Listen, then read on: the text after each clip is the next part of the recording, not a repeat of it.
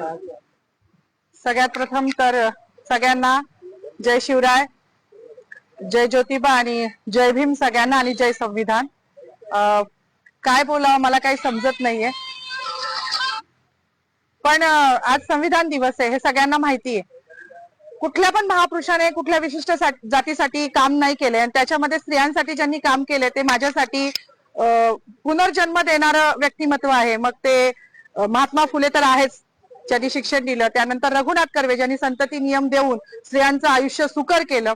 आणि तिसरे म्हणजे जे कायमच ज्यांना पिढ्यानपिढ्या त्यांचं ऋण फिटणार नाही असे डॉक्टर बाबासाहेब आंबेडकर, ज्यांनी हिंदू कोड बिल, म्हणजे आज मला शोकांतिका आहे की मी जेव्हा जय भीमचा नारा लावला तेव्हा मला पोलीस स्टेशनला घेऊन येणारी जी महिला होती तिला पण म्हटलं, बाई आज तुझी वर्दी घालून मला घेऊन चाली ना पोलीस स्टेशनला, हे पण त्या बाबासाहेबांची कृपा आहे बरं तुझ्यावर. मला हसायला आलं, मी अजूनही आनंदी आहे, मला काही वाईट वाटत नाहीये. माझी नोकरी, माझं प्रमोशन मला काहीच कळत नाही, कारण माझ्या बाबासाहेबांनी हिंदू कोड बिलाचा जो राजीनामा दिला होता तो माझ्यासारख्या महिलांसाठी दिला होता. त्यांना माहिती होतं का भविष्यात माधवी जाधव जन्माला येणार आहे नाशिकमध्ये आणि ती माझ्या अस्तित्वासाठी लढणार आहे, नव्हतं माहिती. पण आमचं अस्तित्व निर्माण व्हावं, आज ज्या बसल्या आहेत ना तिकडे मंत्रिमंडळात डोक्यावर पदर घेऊन निवडणुक्या पुरत्या, त्या पण बाबासाहेबांच्या जीवावर बसल्या आहेत. नाही तर विशिष्ट जातीने तेच काम करायचं असं लिहून ठेवलं होतं. चूल आणि मूल याच्या पलीकडे ह्यांच्या संविधानानुसार कुठला वाव स्त्रीला नव्हता. आणि ज्या संविधानाने आज मला ही ताकद दिली आहे त्या बाबाला जेव्हा हे संपवायला जात आहे तेव्हा त्यांची ही लेख तेवढ्याच निडरतेने उभी राहिली आणि ह्याचा मला खूप अभिमान आहे. जास्त काही बोलणार नाही. गिरीश महाजनांनी जो बाबासाहेबांचा अपमान केला आहे तो भरून निघण्यासारखा नाही. म्हणजे त्यांच्या दृष्टिकोनातून पाप धुवायला आता कुंभमेळा येतोय, तिथे जरी त्यांनी नदीत आंघोळ केली तरी तो धुतला जाणार नाही, इतकं मोठं पाप त्यांनी केलेलं आहे. त्यांचं पाप जेव्हा संविधानाच्याच मार्गाने त्यांच्यावर ॲट्रॉसिटी दाखल होईल ना तेव्हाच ते धुतलं जाईल. एवढीच माझी मागणी की त्यांच्यावर ॲट्रॉसिटी दाखल करावी, अन्यथा ह्याच ठिकाणी मी उपोषण चालू करणार आहे. केलंच आहे असं समजा, जोपर्यंत त्यांच्यावर ॲट्रॉसिटी दाखल होत नाही. बाकी मला काही म्हणायचं नाही. पुन्हा एकदा जय भीम. डॉक्टर बाबासाहेब आंबेडकरांचा, डॉक्टर बाबासाहेब आंबेडकरांचा, भारतीय गिरीश महाजन मुर्दाबाद, संविधान जिंदाबाद, लोकशाही जिंदाबाद, हिटलरशाही मुर्दाबाद. आज संविधान दिन आहे, 26 जानेवारी. सगळ्यांना जय शिवराय, जय भीम, जय संविधान, जय सम्राट अशोका. माझं म्हणणं एकच होतं की आज 26 जानेवारी 1949 रोजी संविधान लागू झालं होतं. तर आज जो काही आपण हा दिवस साजरा करतो आहे प्रजासत्ताक दिन, हा फक्त भारतीय संविधानामुळे करत आहोत.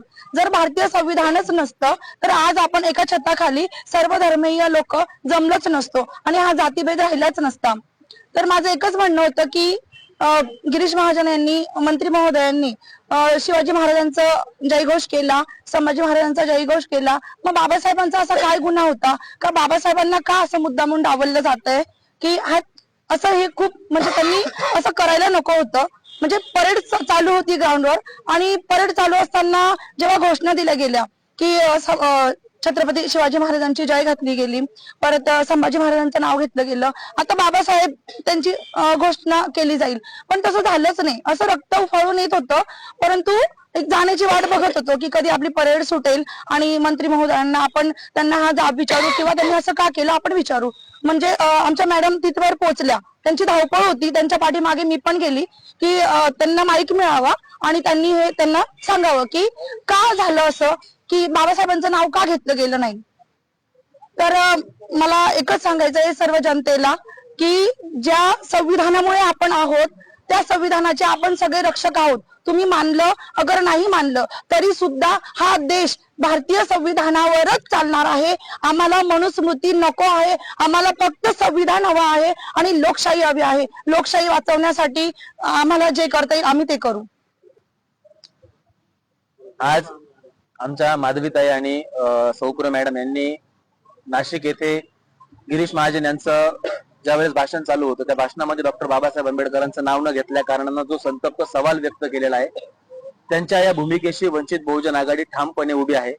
सुरुवातीपासूनच आम्ही त्यांना सांगितलं होतं की तुमची जी काही भूमिका असेल, तुमच्या अभिव्यक्ती स्वातंत्र्याचं हनन होणार नाही, तुमच्या अभिव्यक्ती स्वातंत्र्याला संरक्षण दिलं जाईल आणि तुमच्या पाठीमागे वंचित बहुजन आघाडी ठामपणे उभी राहील. या संपूर्ण घटनेमध्ये आतापर्यंत सरकारवाडा पोलीस स्टेशनला त्यांना बसवण्यात आलं होतं. का बसवण्यात आलं होतं, कुठल्या ऍक्ट खाली बसवण्यात आलं होतं, त्याचा संदर्भ काय आहे, त्यांच्या अंगावरती वर्दी आहे, त्या सुद्धा या देशाच्या, या महाराष्ट्राच्या कर्मचारी आहेत, सरकारच्या कर्मचारी आहेत. आणि कर्मचाऱ्यांसोबत असं वागणं, याचं नेमकं फलित काय आहे, याचा विचार काय आहे, हे सुद्धा आम्ही या प्रशासनाला विचारतोय. आणि मंत्री गिरीश महाजन यांनी डॉक्टर बाबासाहेब आंबेडकरांचं नाव न घेता जी RSS ची मानसिकता, भारतीय जनता पार्टीची मानसिकता उघड मांडलेली आहे, या मानसिकतेच्या विरोधात हा देश आहे. हा देश डॉक्टर बाबासाहेब आंबेडकरांच्या संविधानानं चालतो. तुम्ही EVM मॅनेज करून सत्ता हस्तगत करू शकता, परंतु लोकांची मनं हस्तगत करू शकत नाही. आणि हा रोष तुम्हाला रस्त्यावरती, हा रोष तुम्हाला आंदोलनात, हा रोष तुम्हाला तुमच्या भाषणांच्या वेळी असाच दिसला जाईल. आणि गिरीश महाजन यांना ओपन चॅलेंज आहे, तुम्ही नाशिकचे पालकमंत्री नाही आहात, तुम्ही त्या आविर्भावामध्ये राहू नका. तुम्ही कुंभमेळा मंत्री आहात, तुम्ही बिनमुलाये मेहमान आहात.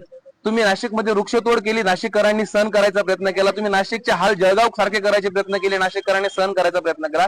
परंतु आता नाशिककर तुमच्या या महाचुकीला, घोड चुकीला विसरणार नाही आहेत. तुम्ही डॉक्टर बाबासाहेब आंबेडकरांचा अपमान केलेला आहे. गिरीश महाजन, तुम्ही नाशिक सोडून परत जळगावला जा. आम्हाला दुसरा कुंभमेळा मंत्री द्या. गिरीश महाजन यांनी या मंत्रिपदाचा राजीनामा दिला पाहिजे. आणि आम्ही नाशिक जिल्हा कायद्याचा बाल्यकिल्ला म्हणणाऱ्या संदीप कर्णिक साहेबांनाही आव्हान करतो की तुम्ही कोणत्याही गृहमंत्र्याच्या दबावाखाली नाही येता, मंत्रिमंडळाच्या दबावाखाली नाही येता. हा तमाम दलितांचा, तमाम आंबेडकरी प्रेमींचा अपमान आहे. या अपमानाच्या ऍक्ट नुसार तुम्ही अनुसूचित जाती जमाती प्रतिबंध कायद्याच्या अनुसार गिरीश महाजनवरती गुन्हा दाखल केला पाहिजे. आणि हीच मागणी या दोन्ही कर्मचाऱ्यांची आहे. आणि या मागणीला वंचित बहुजन आघाडीचा पूर्णपणे पाठिंबा आहे. जर सरकारी कर्मचारी म्हणून त्यांच्यावरती कुठल्याही प्रकारचा दबाव आणण्याचा प्रयत्न केला तर आम्ही हे प्रकरण सरळ सरळ आदरणीय बाळासाहेब आंबेडकर यांच्या कोर्टामध्ये नेऊ आणि तिथून आम्ही न्याय मिळवून आणू. धन्यवाद.